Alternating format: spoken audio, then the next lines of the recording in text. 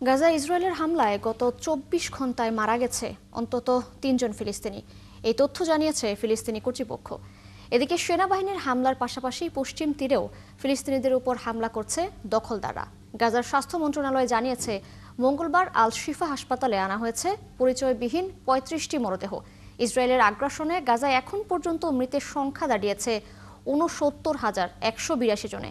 আহত হয়েছে ১,৭০,৬৯৪ জন। শুধু গত ১০ অক্টোবর যুদ্ধবিরতি ঘোষণার পরে গাজায় ইসরায়েলের হামলায় প্রাণ হারিয়েছে ২৪৫ জন ফিলিস্তিনি। গাজায় যুদ্ধের স্থায়ী অবসানের যে পরিকল্পনা করেছিলেন ডোনাল্ড ট্রাম্প, তা ভেস্তে যেতে বসেছে। কেবল যুদ্ধবিরতিতেই আটকে যেতে পারে গাজার যুদ্ধাবসান পরিকল্পনা, এমন মত ইউরোপীয় কর্মকর্তাদের। মূলত ইসরায়েল ও হামাসের মধ্যে গাজা ভাগ করে যাওয়ার ঝুঁকি তৈরি হয়েছে বলে মনে করছেন তারা। আরও জানাচ্ছেন আফসানা শাওন। গাজা প্রস্তাবনার পরবর্তী ধাপ কার্যত স্থবির হয়ে আছে। বর্তমান পরিস্থিতিতে গাজা পুনর্গঠন কার্যক্রম কেবল ইসরায়েল নিয়ন্ত্রিত অংশে সীমাবদ্ধ থাকতে পারে বলে মনে হচ্ছে। এতে গাজার দীর্ঘমেয়াদে বিভাজিত হয়ে পড়ার ঝুঁকি বাড়ছে, এমন আশঙ্কা জানিয়েছেন ইউরোপীয় কর্মকর্তারা। আমাদের হাতে খুব বেশি সময় নেই।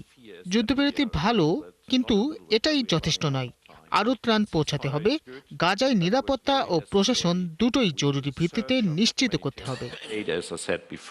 ট্রাম্পের পরিকল্পনার প্রথম ধাপ অনুযায়ী ১০ অক্টোবর থেকে ইসরায়েলি সেনাবাহিনীর নিয়ন্ত্রণে রয়েছে গাজার প্রায় ৫৩% এলাকা। এর মধ্যে দক্ষিণের রাফা, গাজা সিটির কিছু এলাকা এবং কৃষি জমির বড় অংশও আছে। গাজার বাকি অংশ নিয়ন্ত্রণ করছে হামাস, যেখানে প্রায় ২০ লাখ মানুষ ধ্বংসস্তূপ ও তাঁবুর মধ্যে বাস করছে।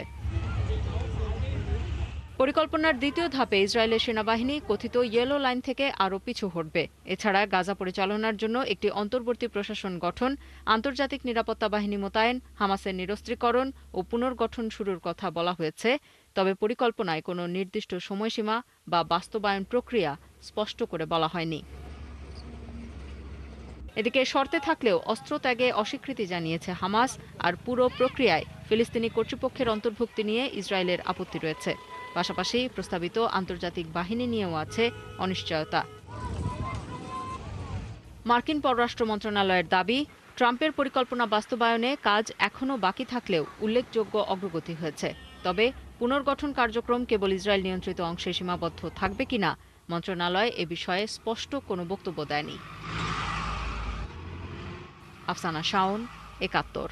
ইসরায়েলের সঙ্গে সম্পর্ক স্বাভাবিক করতে আপাতত কোনো সরাসরি আলোচনা সম্ভব নয় বলে মন্তব্য করেছেন সিরিয়ার প্রেসিডেন্ট আহমেদ আল শারা। তুরস্ক ভিত্তিক সংবাদ মাধ্যম আনাদোলো এজেন্সি এই খবর জানিয়েছে। আল শারা জানান, ইসরায়েলের সঙ্গে সিরিয়ার সীমান্ত রয়েছে, আর দেশটি সিরিয়ার গোলান উপত্যকা ১৯৬৭ সাল থেকে দখল করে রেখেছে। এই অবস্থায় সিরিয়া সরাসরি আলোচনায় যাবে না। তবে যথাযথ সমঝোতার বিষয়ে মার্কিন প্রেসিডেন্ট ডোনাল্ড ট্রাম্পের প্রশাসন সিরিয়াকে সহায়তা করবে বলে আশা প্রকাশ করেন আল শারা। পাকিস্তানের রাজধানী ইসলামাবাদের জেলা ও দায়রা আদালত ভবনের বাইরে আত্মঘাতী বোমা হামলায় অন্তত ১২ জন নিহত হয়েছেন। বিস্ফোরণে আহত হয়েছেন আরও কমপক্ষে ২৭ জন। হামলার ঘটনার দায় স্বীকার করেছে দেশটির জঙ্গি গোষ্ঠী পাকিস্তান তালেবান। এর আগে এই ঘটনায় ভারত সমর্থিত গোষ্ঠীগুলো জড়িত বলে অভিযোগ করেছেন দেশটির প্রধানমন্ত্রী শেহবাজ শরীফ। আর চত্বরের এই ঘটনাকে আত্মঘাতী বিস্ফোরণ বলে অভিহিত করেছেন পাকিস্তানের প্রেসিডেন্ট আসিফ আলী জারদারি। বিস্ফোরণে নিহতদের পরিবারের প্রতি শোক ও সমবেদনা জানিয়েছেন তিনি। পাশাপাশি আহতদের যথাযথ চিকিৎসা নিশ্চিতে স্থানীয় কর্তৃপক্ষকে নির্দেশ দিয়েছেন তিনি। সামাজিক মাধ্যমে ছড়িয়ে পড়া ভিডিওতে আদালত চত্বরের নিরাপত্তা বেষ্টনীর কাছে পেছনে পড়ে যাওয়া গাড়ির ধ্বংসাবশেষ থেকে আগুনের শিখা ও ধোঁয়ার কুণ্ডলী আকাশে উঠতে দেখা যায়। ভারতের রাজধানী নয়াদিল্লির লালকেল্লা মেট্রো স্টেশনের কাছে ভয়াবহ বিস্ফোরণের আগে সন্দেহভাজন অভিযুক্ত আত্মঘাতী হামলাকারীর নতুন সিসিটিভি ফুটেজ প্রকাশ পেয়েছে। এছাড়া অভিযুক্তের সাথে জড়িত সন্দেহে তার সহকর্মী ২ চিকিৎসককে আটক করেছে পুলিশ। সামাজিক মাধ্যমে ছড়িয়ে পড়া ফুটেজে দেখা যায়, অভিযুক্ত ডক্টর ওমর মোহাম্মদ হামলার দিন বিকেল ৩টা ১৯ থেকেই ৬টা ৩০ পর্যন্ত ব্যক্তিগত গাড়ি নিয়ে লালকেল্লার কাছে পার্কিংয়ে ছিলেন। তবে পুরো সময়েই অভিযুক্ত গাড়ির বাইরে বের হননি। বিস্ফোরক ধরা পড়ে যাওয়ার আতঙ্কে তিনি এমনটি করেছেন বলে ধারণা তদন্তকারীদের। এর ২২ মিনিট পর নেতাজি সুভাষ মার্গে চলন্ত অবস্থায় গাড়িটি বিস্ফোরিত হয়। এতে কমপক্ষে ৯ জন নিহত ও ২০ জনের বেশি আহত হন। এই ঘটনায় দেশটির জাতীয় তদন্ত সংস্থা তদন্ত শুরু করেছে। সন্দেহভাজন হিসেবে ২ চিকিৎসক মুজাম্মিল শাকিল ও শাহিন শাহিদকে আটক করেছে পুলিশ। যুক্তরাষ্ট্রের পর এবার ভারত সফরের ক্ষেত্রে যুক্তরাজ্য সরকার একটি ভ্রমণ সতর্কতা জারি করেছে। নিজ দেশের নাগরিকদের ভারতের নির্দিষ্ট কিছু অঞ্চলে ভ্রমণের বিষয়ে সতর্ক করেছে যুক্তরাজ্য। সম্ভাব্য সশস্ত্র সংঘাতের কথা উল্লেখ করে ভারত পাকিস্তান সীমান্তের 10 কিলোমিটারের মধ্যে সব ধরনের ভ্রমণের বিষয়ে সতর্ক থাকার পরামর্শ দিয়েছে পররাষ্ট্র, কমনওয়েলথ ও উন্নয়ন অফিস FCDO। জম্মু ও কাশ্মীরের কেন্দ্রশাসিত অঞ্চল পেহেলগাম, গুলমার্গ, সোনামার্গ, শ্রীনগর শহর এবং জম্মু শ্রীনগর জাতীয় মহাসড়ক সহ সব ধরনের ভ্রমণের বিষয়ে পরামর্শ দিয়েছেন। এর আগে লালকেল্লা মেট্রো স্টেশনের কাছে বিস্ফোরণের পর নিরাপত্তা সতর্কতা জারি করে ভারতে অবস্থিত মার্কিন দূতাবাস। ভারতে থাকা যুক্তরাষ্ট্রের নাগরিকদের দিল্লির লালকেল্লা এবং চাঁদনি চকের আশপাশের এলাকায় না যাওয়া এবং ভিড় এড়ানোর পরামর্শ দেওয়া হয়েছে। ভারতের ছত্তিশগড়ের বিজাপুর জেলায় ভারতের নিরাপত্তা বাহিনীর সঙ্গে মাওবাদীদের সংঘর্ষে অন্তত 6 মাওবাদী নিহত হয়েছেন। সশস্ত্র আন্দোলন স্থগিতের ঘোষণা দেওয়ায় কয়েক সপ্তাহ পর এই সংঘর্ষ হলো। মঙ্গলবার ভারতের পুলিশের বরাত দিয়ে ফরাসি বার্তা সংস্থা AFPর এক প্রতিবেদনে এই তথ্য জানানো হয়েছে। এতে বলা হয়েছে, মাওবাদী বিদ্রোহ দমনের জন্য নয়াদিল্লির সর্বাত্মক অভিযান শুরু করেছে। একই সঙ্গে আগামী মার্চের মধ্যে এই বিদ্রোহ পুরোপুরি দমনের অঙ্গীকার করেছে। এরই মধ্যে মঙ্গলবার ছত্তিশগড় রাজ্যের বিজাপুর জেলায় আইনশৃঙ্খলা বাহিনীর সঙ্গে মাও বিদ্রোহীদের সংঘর্ষ হলো। অভিযানে বিপুল পরিমাণ অস্ত্র ও বিস্ফোরক উদ্ধার করা হয়েছে। এর মধ্যে আধুনিক অস্ত্রও রয়েছে। ছত্তিশগড় পুলিশ বলছে, নিহতদের মধ্যে মাওবাদীদের জ্যেষ্ঠ কমান্ডাররাও রয়েছেন। তবে এই বিষয়ে বিস্তারিত আর কোনো তথ্য জানাননি তিনি। ফিলিপাইনে তাণ্ডব ঘটিয়ে তাইওয়ানে ধেয়ে যাচ্ছে টাইফুন ফুংওয়াং। ঘূর্ণিঝড়টি আঘাত হানার আগে তাইওয়ান স্থলস্তর সতর্কতা জারি করেছে। দ্বীপের পূর্বাঞ্চলের পার্বত্য এলাকাগুলো থেকে 3000-এরও বেশি মানুষকে সরিয়ে নিয়েছে। টাইফুন ফুংওয়াং দুর্বল হয়ে এলেও বিপুল বৃষ্টিপাত ঘটাতে পারে বলে আশঙ্কা করা হচ্ছে।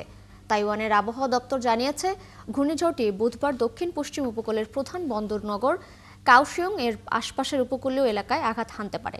জনগণকে পাহাড়, উপকূল বা অন্য কোনো বিপজ্জনক এলাকায় যাওয়া থেকে সতর্ক করেছেন তাইওয়ানের প্রেসিডেন্ট লাই চিংতে। এর আগে ফুংওয়াং প্রবল শক্তি নিয়ে আঘাত হানে ফিলিপাইনে। আজারবাইজান থেকে ফেরার পথে তুরস্কের সামরিক বাহিনীর একটি C-130 কার্গো বিমান জর্জিয়া সীমান্তের কাছে বিধ্বস্ত হয়েছে। এতে অন্তত 20 জন নিহত হয়েছেন। মঙ্গলবার জর্জিয়া আজারবাইজান সীমান্তের কাছে ওই বিমান বিধ্বস্ত হয়েছে বলে তুরস্কের জাতীয় প্রতিরক্ষা মন্ত্রণালয় জানিয়েছে। এক বিবৃতিতে মন্ত্রণালয় বলছে, এই ঘটনার পরপরই আজারবাইজান ও জর্জিয়ার কর্তৃপক্ষের সঙ্গে সমন্বয় করে অনুসন্ধান ও উদ্ধার অভিযান শুরু করা হয়েছে। তবে বিমানে কতজন যাত্রী ছিলেন কিংবা কেউ হতাহত হয়েছেন কিনা সে বিষয়ে তাৎক্ষণিকভাবে কোনো তথ্য পাওয়া যায়নি। এদিকে জর্জিয়ার স্বরাষ্ট্র মন্ত্রণালয়ের বিবৃতিতে বলা হয়েছে, বিমানটি আজারবাইজানের সীমান্ত থেকে প্রায় 5 কিলোমিটার দূরে জর্জিয়ার ভূখণ্ডে বিধ্বস্ত হয়েছে। বিমান বিধ্বস্তের এই ঘটনায় জর্জিয়া কর্তৃপক্ষ তদন্ত শুরু করেছে বলেও বিবৃতিতে জানানো হয়েছে। যুক্তরাষ্ট্রের কেন্দ্রীয় সরকারের তহবিল আবার চালু করা নিয়ে মার্কিন সিনেটে বিল পাস হওয়ার দেশটির সরকারের রেকর্ড 42 দিন ধরে চলা শাটডাউন শেষ হতে যাচ্ছে। সিনেটে পাস হওয়া এই বিল বুধবার যাবে নিম্নকক্ষ প্রতিনিধি পরিষদে, সেখানে পাশ হলে ট্রাম্প এতে সই করবেন। ইতিহাসের দীর্ঘ সময়ের এই শাটডাউনের জন্য রিপাবলিকান ও ডেমোক্রেট দুই পক্ষকেই দায়ী করছেন বিশেষজ্ঞরা। সৃষ্টি ঘটকের রিপোর্ট। গত 1 অক্টোবর থেকে যুক্তরাষ্ট্র সরকারের অচলাবস্থা চলছে। তবে অবশেষে সিনেটে কেন্দ্রীয় সরকারের তহবিল আবার চালু করা নিয়ে বিল পাশ হওয়ায় আশা করা হচ্ছে এই শাটডাউন শেষ হয়ে যাবে।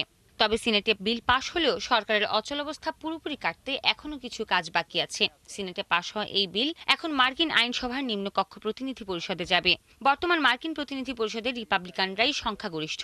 সেখানে বিলটি পাশ হলে প্রেসিডেন্টের অনুমোদনের জন্য তা ট্রাম্পের কাছে পাঠানো হবে। ট্রাম্প সই করলে বিলটি চূড়ান্ত হবে।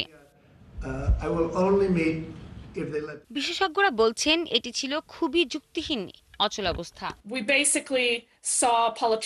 এই শাটডাউনের কোনো মানেই ছিল না। ডেমোক্রেটরা যা চেয়েছেন তা পাননি, বরং রিপাবলিকানদের আনা গত সেপ্টেম্বরের বিলই মেনে নিতে বাধ্য হয়েছেন। অথচ এই বিলে যদি তারা আগেই রাজি হয়ে যেতেন তাহলে এই অচলাবস্থা শুরুই হতো না, এত মানুষ ভোগান্তির মধ্যে পড়তো না, চাকরিচ্যুত হতো না।